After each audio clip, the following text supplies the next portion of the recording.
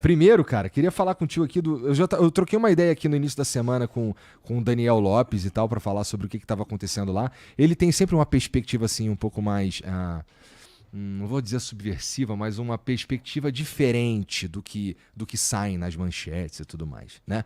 Mas essa guerra, ela, apesar de estar acontecendo lá do outro lado do planeta, ela tem efeitos na vida de todo mundo, né? Ou terá efeitos na vida de todo mundo, especialmente porque eu ouvi na rádio hoje aí que o Trump tá decidindo ali se ele entra, se ele não entra nessa guerra, e ele entrando nessa guerra aí meio que, bom, a gente começa a ter uma escalada aí muito mais sinistra, né?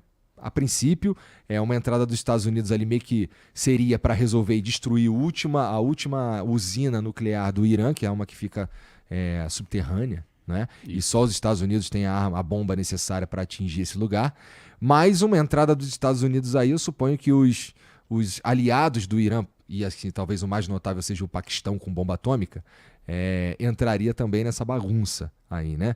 E tá tudo esquisito. O governo brasileiro já tá falando, se você tava com uma viagem planejada pro Oriente Médio aí durante os próximos dias, remarca, não vai. Tudo mais, isso aí parece, inclusive, um pouco óbvio.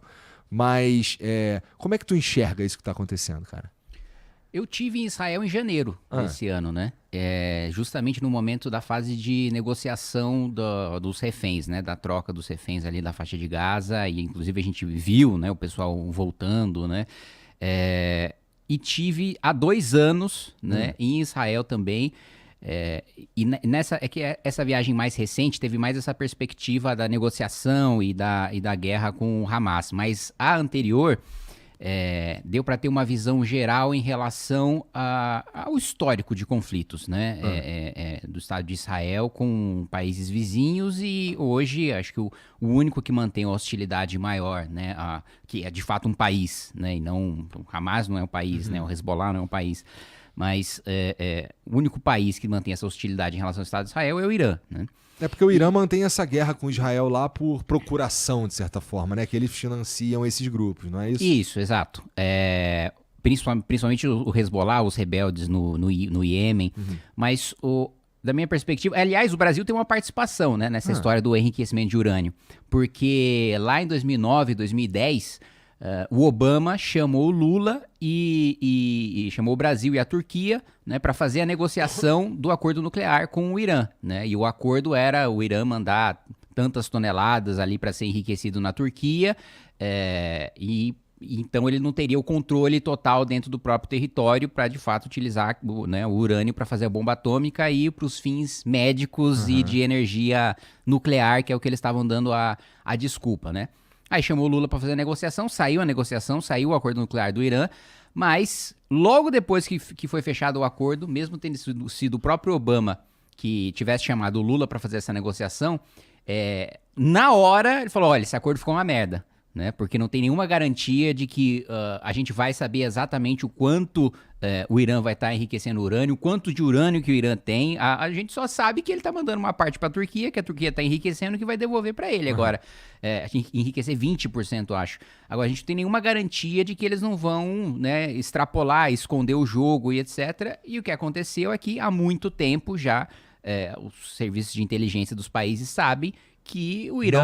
Não só de Israel. Dos países. Né, da Europa, dos Estados Unidos, Tá. sabe que o Irã ultrapassou, né, os níveis acordados, né? Tanto que várias sanções foram impostas ao Irã e o próprio Irã, na prática, né, admite, porque ele fala, olha, se vocês derrubarem essas sanções, a gente pode negociar o nível de enriquecimento aqui, né? Ou seja, ele próprio admite que passou do ponto que foi acordado inicialmente. Então, aconteceu o que justamente os Estados Unidos e os países europeus alertaram no momento em que o acordo foi fechado pela Turquia e pelo Brasil. Olha, eles vão esconder o jogo, vão enriquecer urânio para além do que está sendo acordado, e o acordo não vai servir para nada. Vai só beneficiar o Irã, que vai segurar um pouco as sanções até o momento que ficar escancarado que eles estão descumprindo o acordo. Descumpriram o acordo e, abertamente, né, o Irã disse que a bomba atômica é para destruir o Estado de Israel, né? Isso tem vídeos de discursos falando, olha, vamos enriquecer urânio, vamos ter bomba atômica, e o pessoal falando morte a Israel, né, em coro, né? E aí a preocupação de Israel era justamente essa. Primeiro, na primeira viagem que eu fiz, né, a preocupação do governo israelense era lutar uma guerra em duas frentes, né? Nas duas fronteiras, a fronteira sul e a fronteira norte.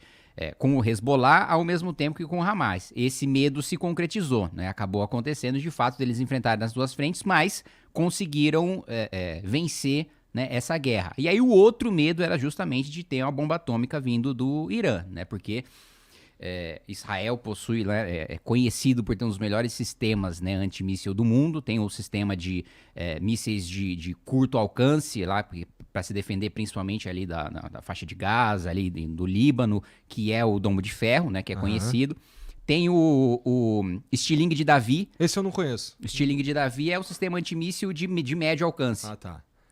Pra mim era tudo Iron Dome. Não, o Iron Dome é só para mísseis de curto alcance, foguetes, né? Para se proteger mesmo ali na região. Aí tem o Stiling de Davi e tem o Arrow, que é o sistema de longo alcance, né?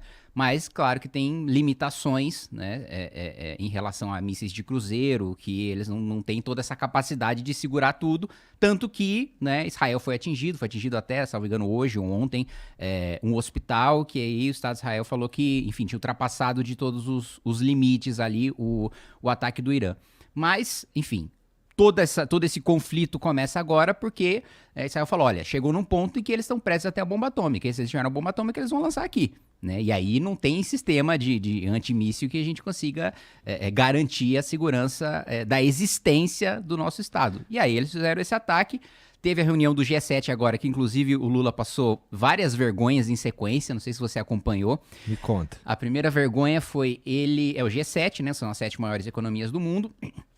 O Lula, o Brasil não está entre as 7 maiores economias do mundo, mas o Lula participou, falou, e a primeira coisa que ele falou é que o G7 não deveria existir. Então, velho, ele já é de um país que não faz parte do G7, ele foi lá falar, teve a oportunidade de falar, falou no sentido contrário do que os países europeus, do que os Estados Unidos, do que o Canadá se posicionaram, né, de falar, olha, o responsável pela tensão no Oriente Médio não é Israel, é o Irã. É o Irã que ultrapassou, que descumpriu o acordo, é o Irã que financia movimentos terroristas. O Estado de Israel, até acho que foi o primeiro-ministro da Alemanha que falou, na verdade está fazendo um serviço sujo para proteger inclusive nós aqui da Europa, porque o Irã é uma ameaça para a gente também. Mas não é verdade que Israel avança além do próprio território para colonizar lugares, especialmente no norte? Não, porque, vamos lá, o território, quando foi criado, né, foi recriado, né, o Estado de Israel ali na Convenção da ONU, que inclusive foi presidida por um brasileiro, lá Oswaldo Aranha, era um território menor do que o que Israel ocupa agora. Mas por que houve a expansão do Estado de Israel? Porque todos os países muçulmanos em volta, né, invadiram o Estado de Israel, declararam a guerra ao Estado de Israel, e Israel venceu, né? Venceu, e aí nessa vitória ele tomou parte ali de Jerusalém, que antes pela Convenção da ONU lá era para ser um território internacional.